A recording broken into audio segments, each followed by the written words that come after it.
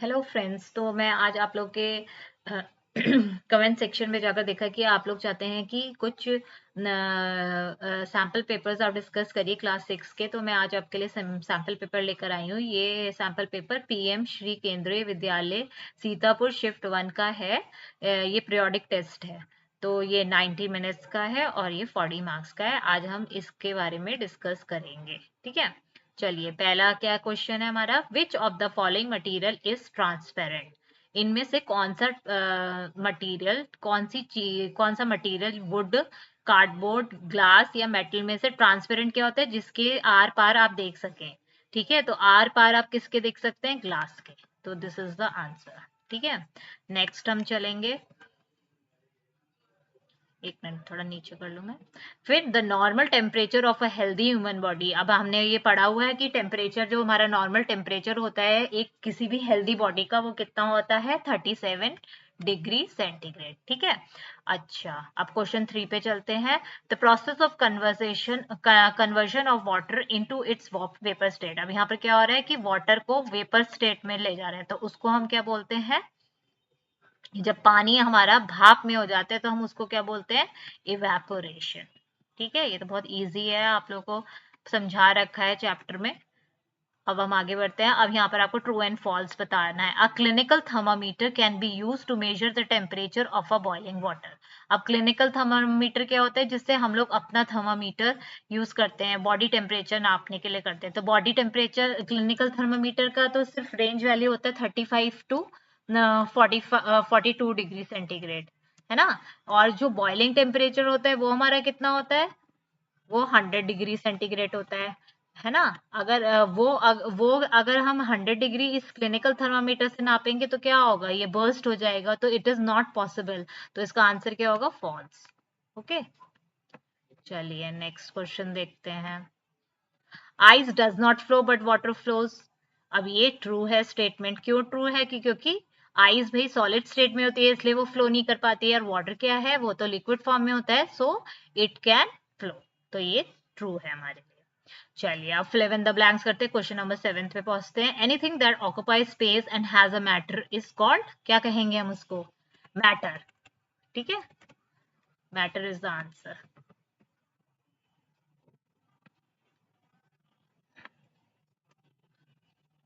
The instrument use to measure temperature is called, ये तो सबको पता है कि ऐसा कौन सा इंस्ट्रूमेंट है जो टेम्परेचर को नापता है। तो इसका आंसर क्या है, thermometer. Thermometer is the instrument which use to measure temperature water.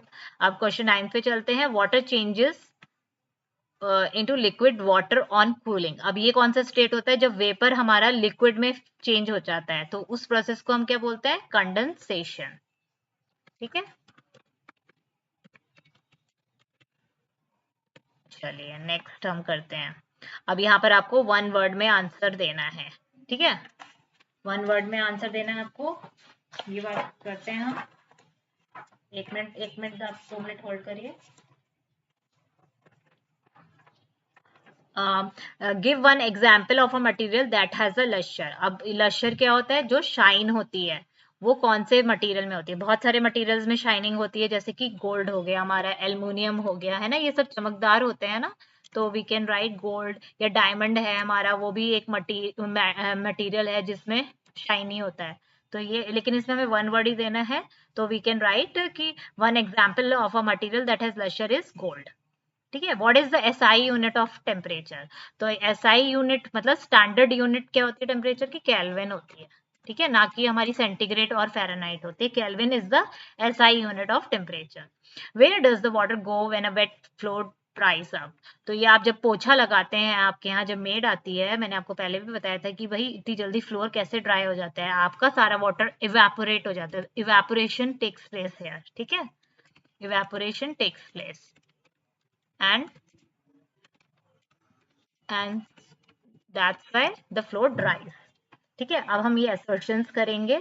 इसमें पहला, इसमें क्या बोला है कि अगर दोनों स्टेटमेंट हमारे करेक्ट है, assertion भी और रीजन भी करेक्ट है, तो वो करेक्ट है। अगर हमारा assertion और reason both are correct and reason is not correct, तो फिर हमारा बी है। ठीक है, ऐसे ही अगर हमारा assertion wrong है और reason correct है तो C है, और assertion correct है और reason wrong है तो D है। ठीक है, तो पहला क्वेश्चन क्या है, we cannot see through a wooden door।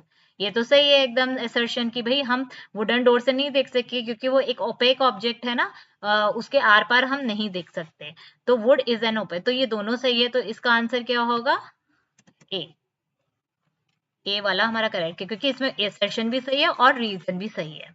अब assertion 14 देखते हैं, question number 14, a digital thermometer is preferred over a mercury thermometer. अब आपने डिजिटल थर्मामीटर याद करिए कैसा होता था, जिसमें नंबर्स डिस्प्ले होते थे, और मरकरी थर्मामीटर क्या होता था, वो उसमें नंबर्स नहीं डिस्प्ले होते थे, उसमें एक पारा होता था मरकरी जिसके अंदर होता था, और वो राइज करता था जैसे जैसे टेम्परेचर बढ़ता था। ठीक है, अब इसका रीजन क्या दे रहा है, mercury is a toxic substance and difficult to dispose if it's broken.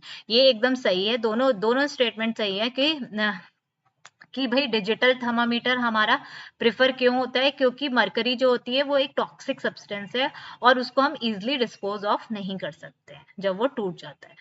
ठीक है, तो इसका आंसर, इसका भी ए होगा आंसर। ठीक है, सॉरी। अब हम 15 पे चलते हैं।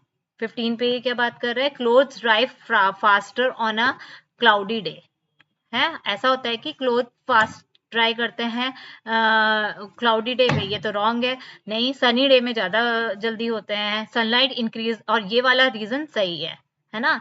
तो ऐसे असर्शन में क्या है, अगर फर्स्ट असर्शन रॉन्ग है और रीजन रीजन आपका सही है, तो इसमें हमारा क्या जाएगा, असर्शन इज रॉन्ग एंड ये सी, सी वाला सही है आपका मतलब।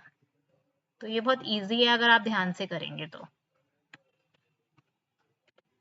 ठीक है, सनलाइट इंक्रीज द, ये सही हो गया। अब हम मैच करेंगे, मैच मैच में क्या कह रहा है कि आयरन क्या होता है भाई, आयरन इज अ मेटल, है ना। इसके आगे मैं लिख देती हूँ ए, थोड़ा स्पेस दे देते हैं।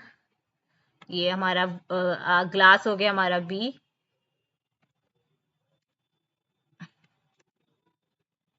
और हमारा वुड हो गया ओपेक सी। तो this is the, this how we can इसको वो कर सकते हैं। चलिए नेक्स्ट करते हैं, define translucent material and give one example. अब आपको किसका ट्रांसलूसेंट मटेरियल क्या होता है, अब आपको बताया कि ट्रांसलूसेंट मटेरियल वो होते हैं जिसमें आपको अच्छे से नहीं दिख पाता, थोड़ा ब्लर दिखता है आपको, है ना। तो उसका एग्जांपल क्या होता है, जैसे बटर पेपर, इसमें आपको वो थरली नहीं दिख पाता, लेकिन थोड़ा सा वो थोड़ा कम दिखता है। तो इसका आंसर क्या होगा,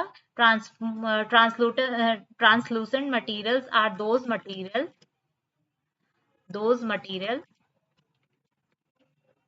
that that allow allows some light to pass through। ठीक है, और इसका एग्जाम्पल होगा, एग्जाम्पल होगा बटर पेपर। ठीक है, नेक्स्ट उस पे चलते हैं। Write two precautions to be taken while using a digital, two precautions to be taken while using a digital clinic. ये आपका बुक में भी था कि भाई डिजिटल क्लिनिकल थर्मामीटर यूज करने से आपको क्या प्रिकॉशन लेने चाहिए। तो first we can write is, a में हम ये राइट कर सकते हैं कि उसको उसको बल्ब से नहीं आपको वो करना है, don't don't hold with your hands bulb with your hand. ठीक है, और दूसरा हम लिख सकते हैं, सेकेंड लिख सकते हैं हम be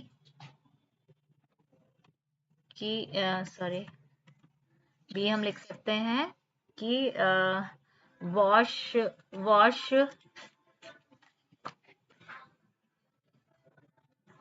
wash wash the thermometer carefully, thermometer carefully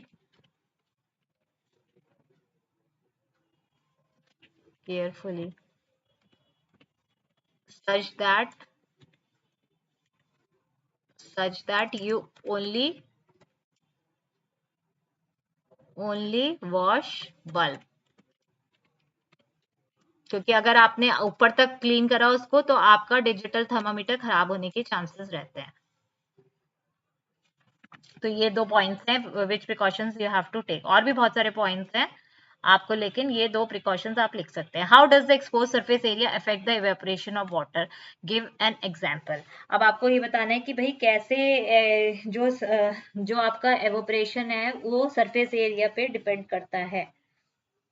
ठीक है, तो क्या हम बता सकते हैं, और इसका एग्जाम्पल भी देना है। तो इसमें क्या है भाई, देखो जितना बड़ा सरफेस एरिया होगा उतना ज्यादा जल्दी एवोपरेशन होगा, ये सबको पता है ना। तो इसमें सिंपल ये है कि मोर सरफेस एरिया, मैं आपके लिए लिख देती हूँ answer, more surface area will allow more water molecule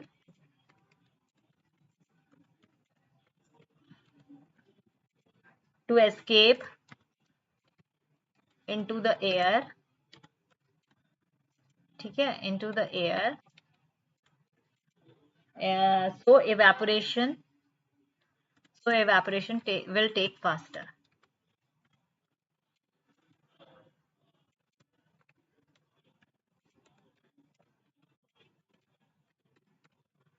ठीक है, और इसका एग्जाम्पल हम लोग क्या दे सकते हैं कि आप ये दिखा सकते हैं कि आप एक एग्जाम्पल क्या है, अगर आप एक बड़ा बर्तन लेंगे, इसमें like big big plate, if you will take, example ये है कि if you will take tea in a cup,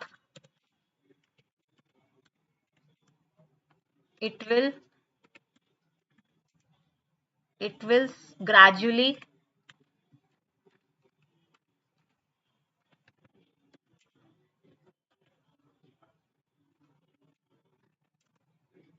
cold, but if you will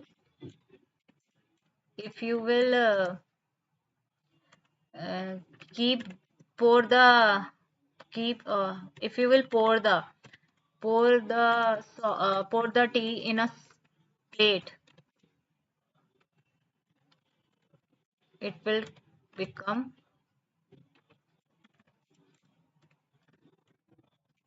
cold fast।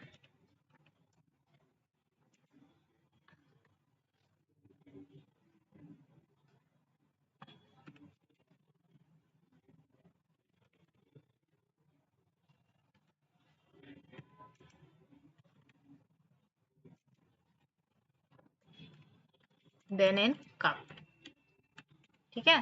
तो ये because of the surface area, क्योंकि कप का सरफेस एरिया तो हमारा कम है और जो हमारा प्लेट का सरफेस एरिया वो बहुत ज्यादा है, इसलिए जल्दी जल्दी इवेपोरेट होगा और वो जल्दी ठंडी हो जाएगी। ठीक है, अब यहाँ पर पूछा है कि भाई चलिए अब बात करते हैं, differentiate between the following properties of material with example hard and soft. ठीक है, अब आपको हार्ड और सॉफ्ट में डिफरेंस बताना है। हार्ड का क्या डिफरेंस है, यहाँ पर बना लेते हैं हम लोग। हार्ड मटेरियल,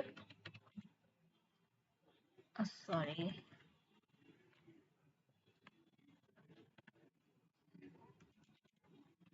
देखिए हार्ड मटेरियल क्या होता है, मटेरियल, हार्ड मटेरियल क्या होता है, इजिली कैन बी प्रेस्ड, है ना, और difficult to break. Hard material is difficult to break, या फिर उसको दबा भी नहीं सकते। इसका एग्जाम्पल क्या होगा, वुड, एग्जाम्पल वुड। ठीक है, और सॉफ्ट, वेयर एज सॉफ्ट क्या होता है, soft material can be easily pressed,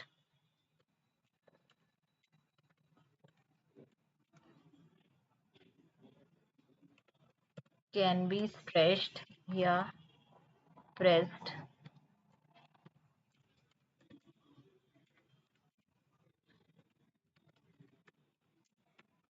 easily। Example sponge, है ना, स्पॉन्ज आप दबा सकते हो, आपके पास होगा, उसको दबा कर देखिए, कॉटन हो गया, ये सब स्ट्रेच हो जाते हैं। ठीक है, तो ये डिफरेंस है हमारे हार्ड एंड सॉफ्ट में। सॉलेबल और इनसॉलेबल में क्या होगा? सॉलेबल सब्सटेंस आर दो सब्सटेंस जो पानी के अंदर घुल जाते हैं।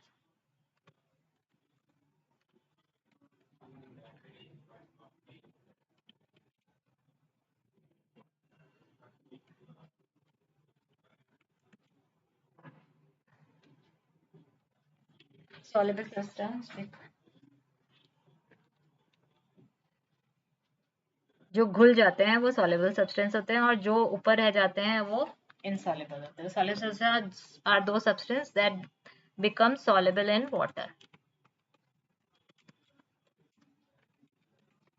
एंड एग्जाम्पल, भाई शुगर है, सॉल्ट है, ये सब सॉलेबल है। आप लोग घर पे कर सकते हैं ये एक्सपेरिमेंट, ठीक है। और इनसॉलेबल सब्सटेंस आर दो substance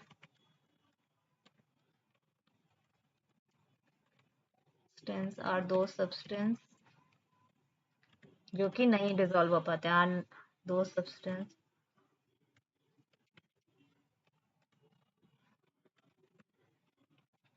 that are not soluble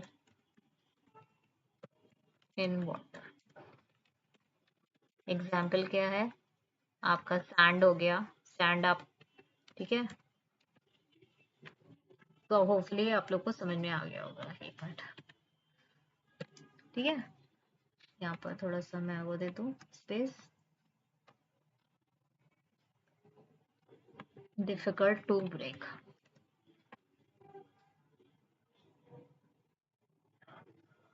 ठीक है। अब यहाँ पर ये कह रहा है कि आपको एक डायग्राम ड्रॉ करना है showing that water cycle and explain how the clouds are formed. तो इसमें हम लिख सकते हैं कैसे, भाई कहा मैंने आपको चैप्टर में पढ़ाया है, आप जाकर वहां देख सकते हैं, पूरा एक्सप्लेन करा हुआ कि क्लाउड कैसे फॉर्म होते हैं। तो यहाँ पर मैं आपके लिए लिख देती हूँ इजी वे में। वाटर, वाटर क्या होता है? वाटर लेक, लेक और लेक और जो भी रिवर में या फिर किसी ओशन में होता है, तो वहां क्या पड़ता है? ओशन इवेपोरेट, जल्दी से इवेपोरेट होता है। क्यों होता है वो? जब वो इवेपोरेट होता है बिकॉज ऑफ सन हीट। क्यों क्यों होता है इवेपोरेट? क्योंकि वहां पर सन की हीट पड़ रही होती है। Because of sun heat water vapour rises up, उससे क्या होता है? भाप बनती है पानी में, और वो वाटर वेपर राइज हो जाती है high up in the sky. Water vapour rises up high, rises up high in the sky. ठीक है। उसके बाद क्या होता है? Rises up in the sky as it goes higher. तो उसके बाद क्या होता है? जब वो ऊपर जाती है, जितना ऊपर जाएगी एज इट गोज हायर, तो क्या होता है? इट कंडेंस इनटू, किसमें कंडेंस होती है? इनटू टाइनी वाटर ड्रॉपलेट्स, है ना। वो टाइनी वाटर ड्रॉपलेट्स में कंडेंस होने लगती है,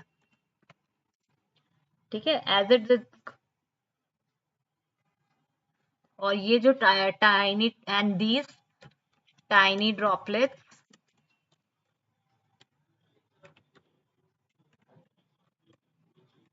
accumulates accumulates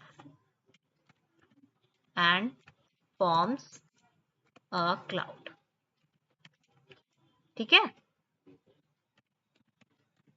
तो ये आपका रीजन टाइनी ड्रॉपलेट्स। एक मिनट, यहाँ पर थोड़ा सा मैं इसको एडिट कर दूं। यहाँ पर एस हो जाएगा। Water lake, water from lake, sorry, water from lake, lake river ocean evaporates because the sun heat water, ठीक है। सन हीट करता है वाटर को, उससे क्या होता है? Water water vapour rises up high in the sky. As it go higher, it condenses into tiny water droplet, and these tiny droplets accumulate and forms a cloud, ठीक है। इसका आंसर ये होगा, और आपका डायग्राम मैं अभी देती हूँ। बेस्ड क्वेश्चन है। चलिए रीड करते हैं हम इस पैराग्राफ को और आंसर करते हैं। Objects are made from a large variety of material. तो आपको पता है कि भाई बहुत सारी चीजें बहुत अलग अलग मटेरियल से बनी होती है, जैसे कि टेबल चेयर हमारे वुड के बने होते हैं, अलमारी हमारी लोहे की भी बनी होती है, वुड की भी बनी होती है। ऐसे ऐसे डिफरेंट मटेरियल्स यूज होते हैं डिफरेंट ऑब्जेक्ट बनाने के लिए। An object can be made up of single material. किसी एक ऑब्जेक्ट के लिए 2-3 मटेरियल्स भी यूज हो सकते हैं। जैसे कि आप अगर बात करें, एक ड्रेसिंग टेबल में आपको हैंडल्स मेटल के मिलेंगे, पूरा वो वुड का मिलेगा आपको, उसके अंदर ग्लास भी मिलेगा। तो डिफरेंट डिफरेंट मटेरियल से यूज होते हैं। We group material based on similarities, और हम इन मटेरियल्स को किस बेस पे सिमिलर, उनकी सिमिलैरिटी, उनके प्रॉपर्टीज के ऊपर उनको हम ग्रुप करते हैं। This method of arranging object is called classification. तो पहला क्वेश्चन ये है कि भाई क्लासिफिकेशन क्या कहते हैं? द मेथड ऑफ अरेंजिंग किसी भी चीज को अरेंज करने के लिए, किसी भी ऑब्जेक्ट को अरेंज करने के लिए, अरेंजिंग ऑब्जेक्ट इनटू ग्रुप्स, किसी ग्रुप में डालने से जिससे कि उसकी सॉर्टिंग इजी हो जाए, इज कॉल्ड क्लासिफिकेशन। ठीक है।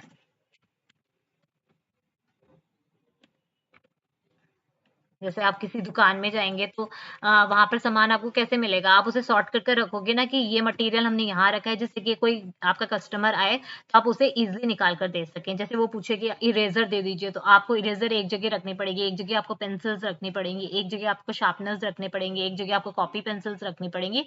Then only you can figure it out कि आप कहाँ पर रखोगे, क्योंकि आप अगर नहीं रखोगे तो वो हौच पौच हो जाएंगे and you can't give your service. तो इसलिए क्लासिफिकेशन बहुत जरूरी है चीजों का। Name a material that is used to make a tumbler. अब टम्बलर क्या होता है? ग्लास। भाई ग्लास किसी भी चीज मटेरियल का बन सकता है, जैसे कि स्टील का बन सकता है, या फिर एल्युमिनियम का बन सकता है, ठीक है, या फिर प्लास्टिक का भी बन सकता है, ठीक है, या फिर इसका भी बन सकता है, पेपर का भी बन सकता है, ठीक है। चलिए, why do we group object in a shop? अब मैंने आपको जैसे पहले ही भी बता दिया कि हम क्यों ग्रुप करते हैं ऑब्जेक्ट को। ये इसी वजह से करते हैं, so that we can easily identify the material where it is kept।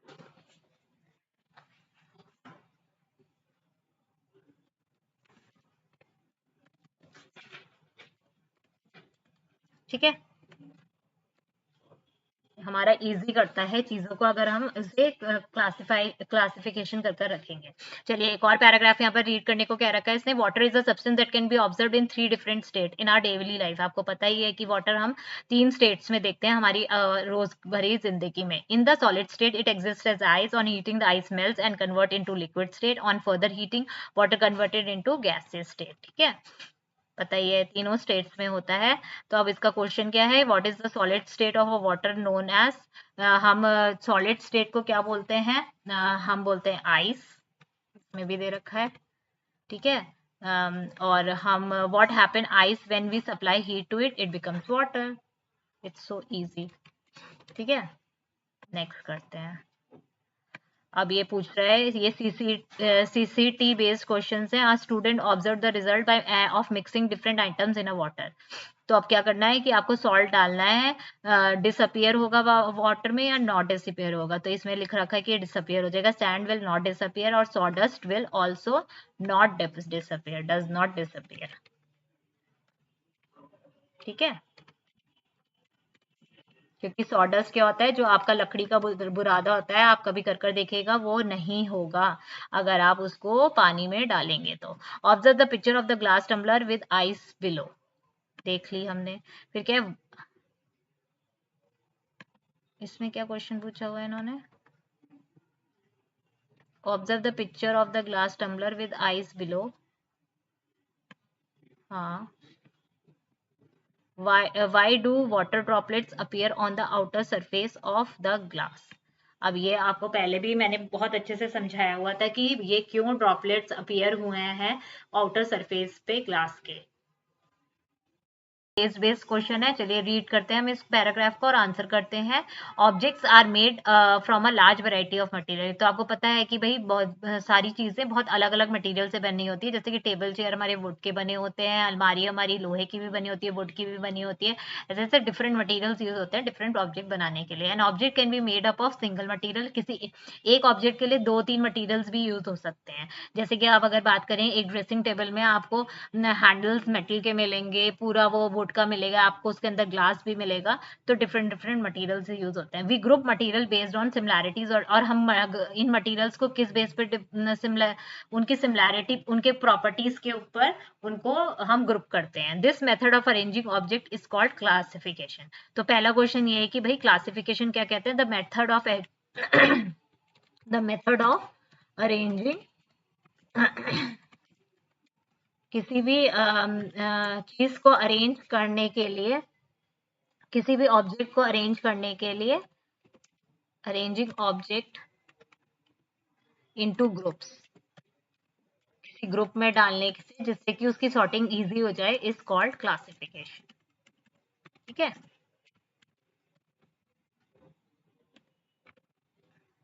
जैसे आप किसी दुकान में जाएंगे तो वहां पर सामान आपको कैसे मिलेगा? आप उसे सॉर्ट कर कर रखोगे ना, कि ये मटेरियल हमने यहाँ रखा है, जिससे कि कोई आपका कस्टमर आए तो आप उसे इजीली निकाल कर दे सकें। जैसे वो पूछे कि इरेजर दे दीजिए, तो आपको इरेजर एक जगह रखनी पड़ेगी, एक जगह आपको पेंसिल्स रखनी पड़ेंगी, एक जगह आपको शार्पनर्स रखने पड़ेंगे, एक जगह आपको कॉपी पेंसिल्स रखनी पड़ेंगी। Then only you can figure it out कि आप कहाँ पर रखोगे, क्योंकि आप अगर नहीं रखोगे तो वो हौच पौच हो जाएंगे and you can't give your service. तो इसलिए क्लासिफिकेशन बहुत जरूरी है चीजों का। Name a material that is used to make a tumbler. अब टम्बलर क्या होता है? ग्लास। भाई ग्लास किसी भी चीज मटेरियल का बन सकता है, जैसे कि स्टील का बन सकता है, या फिर एल्युमिनियम का बन सकता है, ठीक है, या फिर प्लास्टिक का भी बन सकता है, ठीक है, या फिर इसका भी बन सकता है, पेपर का भी बन सकता है, ठीक है। चलिए, why do we group object in a shop? अब मैंने आपको जैसे पहले ही भी बता दिया कि हम क्यों ग्रुप करते हैं ऑब्जेक्ट को। ये इसी वजह से करते हैं, so that we can easily identify the material where it is kept.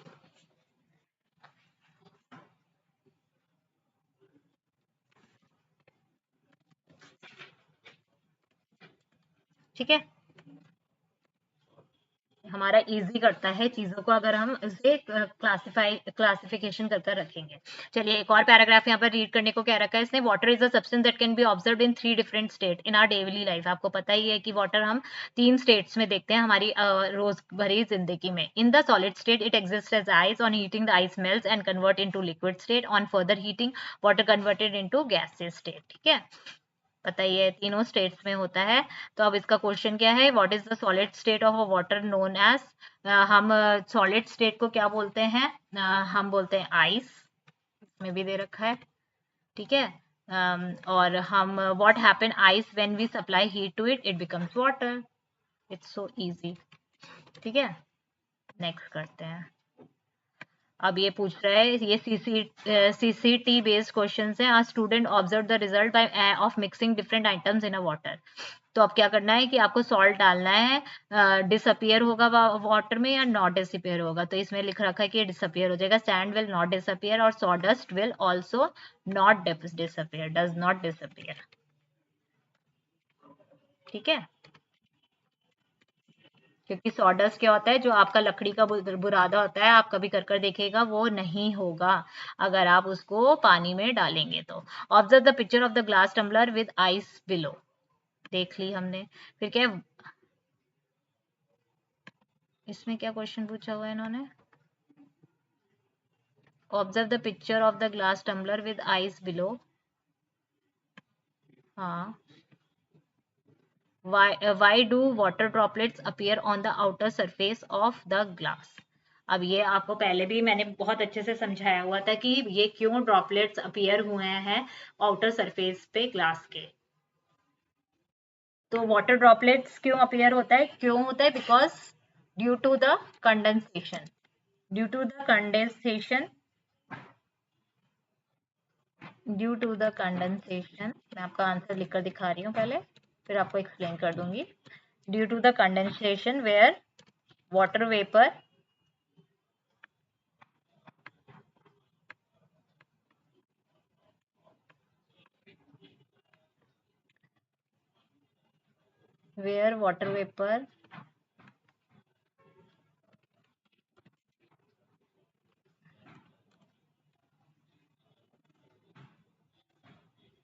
In the surrounding, जो वाटर वेपर होते हैं इन द सराउंडिंग, हमारे आसपास जो होते हैं water vapour,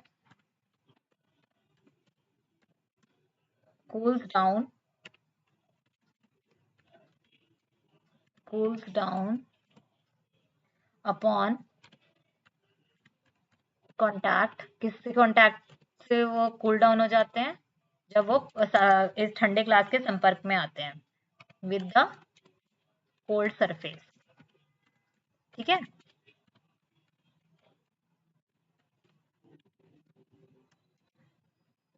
and it turns into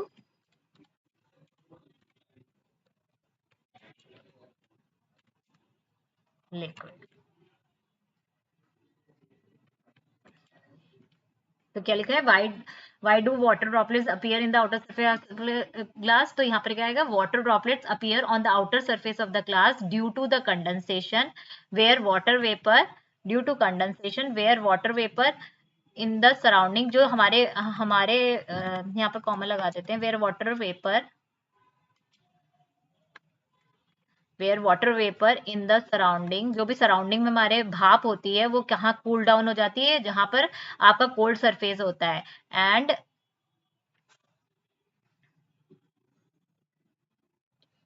and turns into liquid, and it turns, sorry it लिखा है।